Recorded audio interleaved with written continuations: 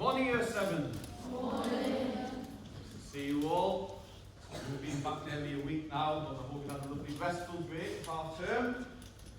You won't know this yet, but I always like to do the first assemblies when you come back after a little break. I always like to do a head teacher assembly to welcome you back, talk about some of the wider issues in the school, and also to remind you of some of our expectations. I do hope you had a lovely half term, but it was restful, you got to do plenty of things. And it's great to see you back here. And that's your first half term of secondary school done. And that's a tough one. It's a big transition. There's a lot of new things to learn, a lot of new things to do. Finding your way around the school, having lots of different teachers, and you've done that. And here you are in the second half term, and you probably feel a bit more confident now. You're proper Kings Meadow students, and it's great to see that. I think we've had a decent half term. I've been pleased with how you've settled in. Really pleased to see how you get on walking around the school. In your lessons, there's a few little things I'm going to talk about towards the end that I think we can improve on. But in general, it's a very good year. We're very happy to welcome you, Kings Meadow School. Very happy with how this half term process. Keep that up. Okay? Just let those few students settle in.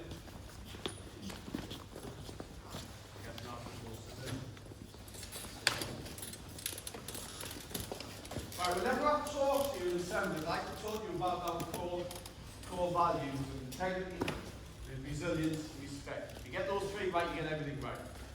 I'm going to talk about it more in an umbrella of community today. We are Kings Meadow Community School. Being part of the community is very important to me. That the school itself is a community and the community that we belong to. And one thing I'm going to say right at the start is all about community, because you might know that we had a competition. A lot of you entered to design the centre of the reef that on Sunday is going to be laid at the memorial at Dunstan as part of a service for St Nicholas Church. And I'm so proud of the fact that someone in Year 7 won that.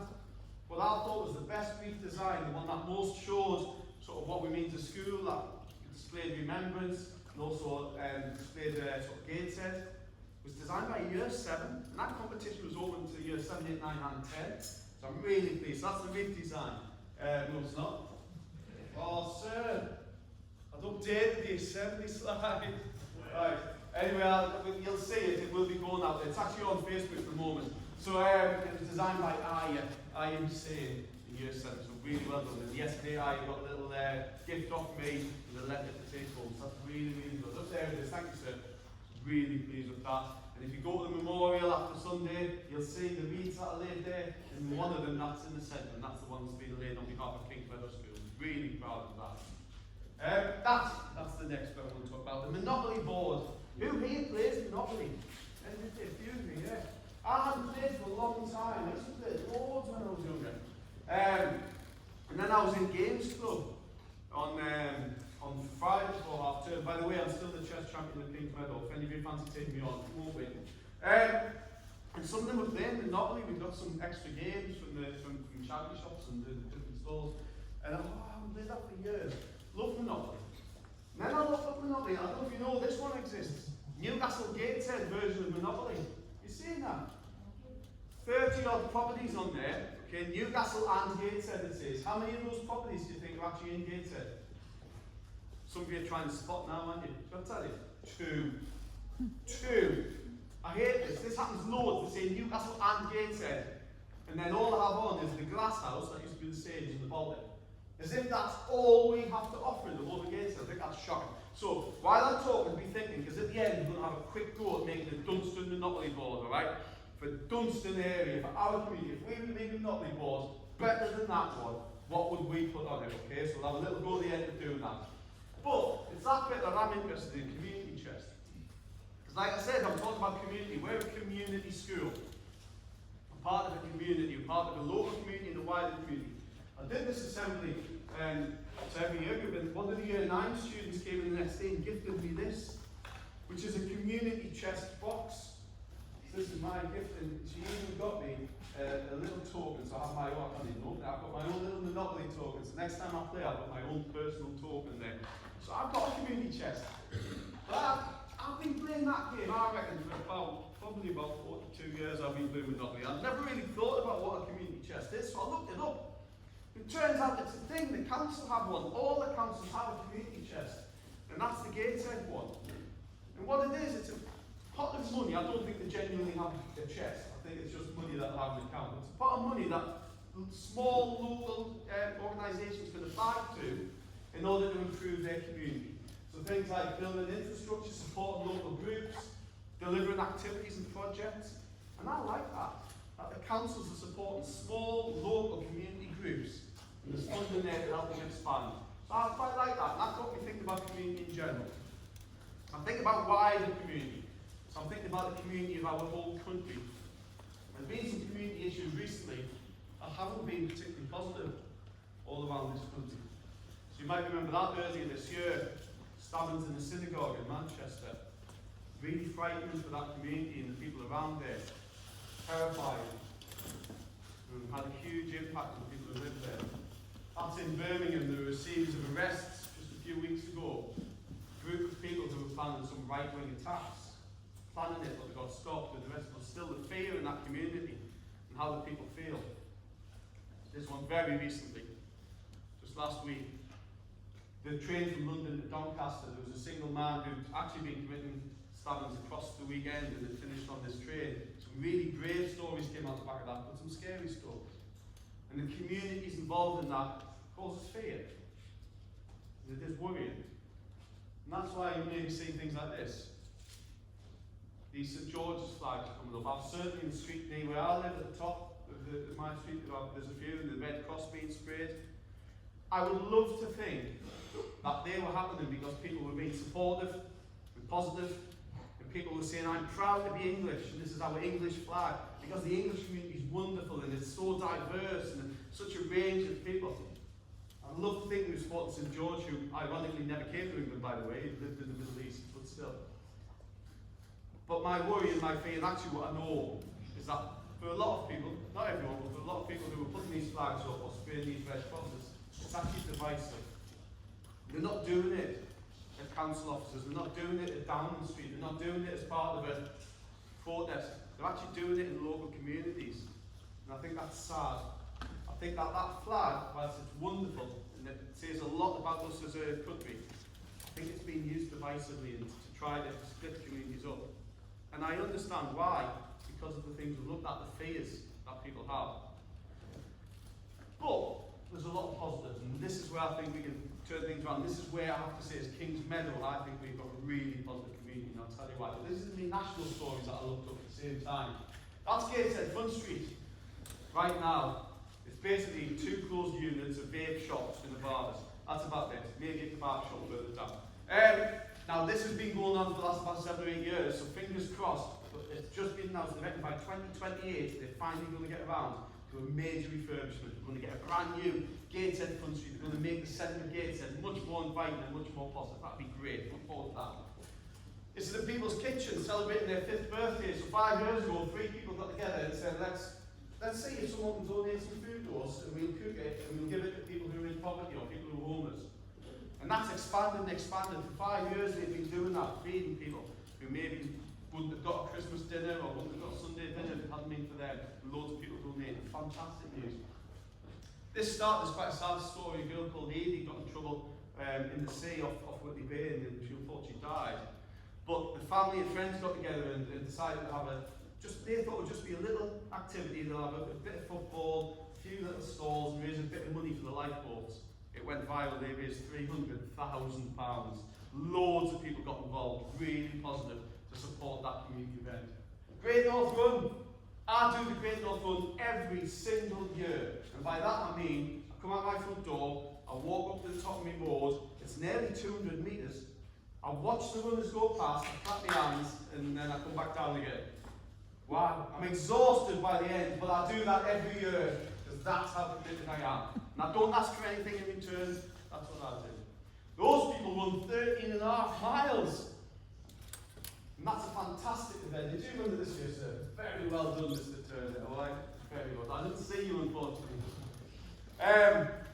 And they raised between them £25 million with different good causes and charities. And that's right on our doorstep. They literally run past the end of my street and I live in Gateshead. Absolutely fantastic. So these wonderful community events, these are positive. And do you know what? I think that when I think of Kings Meadow Community School, I'll stand here now and I'll say to you all, I am proud to be a member of this community. I am proud to be the head teacher of this school, to be part of the community alongside all of you and all of the staff that are involved, all the parents, the carers. I think we do some wonderful things. Every single day there are 1,000 people in this building and we all get on.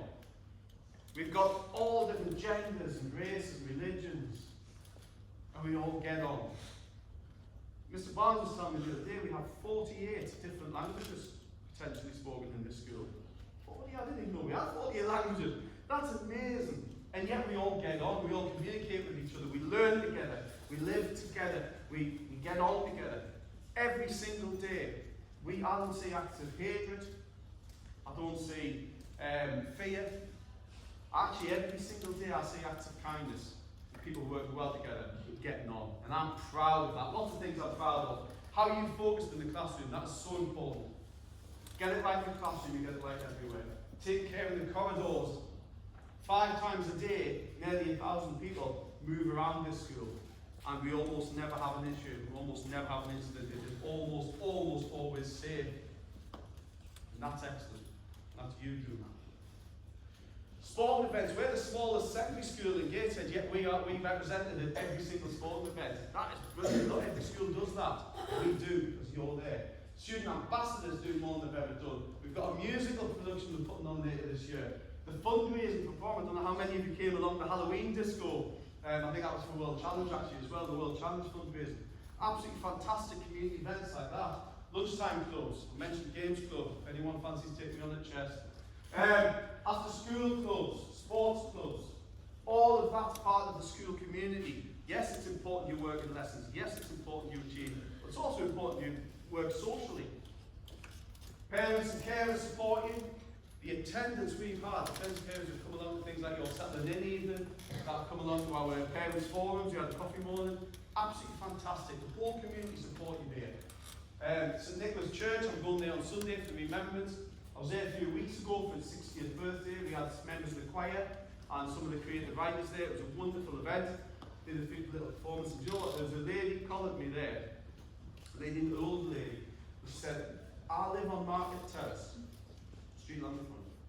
And she said, the thing is, your students, they pass my house every day, twice a day. Oh, what's she going to say? And she said, I think the students at King's Meadow are wonderful. I've never had any problems with them, never had any issues. She says, and you know, the walk back says, do you know, sometimes I might have heard someone use a naughty word. She says, sometimes somebody might have dropped a bit of litter. She says, but for 30 years, she says, every day, not a problem. And she was really complimentary. She didn't have to say that to me. She chose to, because that's what she thinks about you as students. How proud did I feel then? Okay? So, let's keep it up. You must be in every day. I can't emphasise that enough. Yes, for your academic performance, but also socially. It's really important for us as a community that we are all in. Your attendance is vital. If you're in, we can work together. Be on time. Lateness affects your learning. If you come in late, you're not ready for the rest of the day. Correct behaviours are the first time of action. Asking.